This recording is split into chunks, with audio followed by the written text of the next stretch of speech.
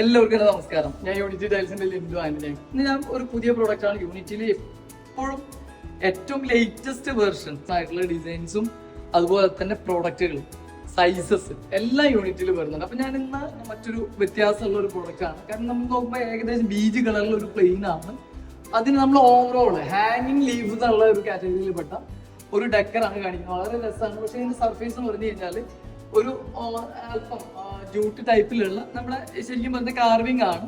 പക്ഷെ അതിന്റെ സർഫേസ് അല്പം കൂടെ ഡിഫറെന്റ് ആണ്. കാരണം അത് ടോട്ടലി സാധാരണ കാർവിംഗ് പറയുന്ന പോലെയല്ല.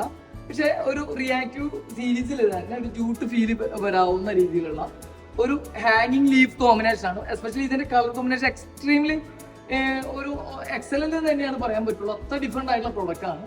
കാരണം ഇത് നമുക്ക് ഇതിന്റെ ബേസ് ടോൺ സ്വല്പം ബ്രൗണിഷോ അല്ലെങ്കിൽ അല്പം നമുക്ക് കോഫി ബ്രൗൺ റേഞ്ചിലേക്കോ മാറി കഴിഞ്ഞാൽ ഒന്നും ചിന്തിക്കുക. അത് മാത്രമല്ല ഐവറിയിൽ അക്വ കളറാണ് മിക്സിങ് വന്നിട്ടുള്ളത്. അക്വയിലാണ് ഈ ഹാങ്ങിങ് ലീവ്സ് എല്ലാം അക്വയിൽ മിക്സ് ചെയ്ത അക്വയില് ബീജ് ഐവറിയുടെ കോൺട്രാസ്റ്റ് ചെയ്യുന്ന ബീജ് അക്വ കളറാണ്. അതുപോലെ തന്നെ വൈറ്റ് കോമ്പിനേഷൻ ആണ്.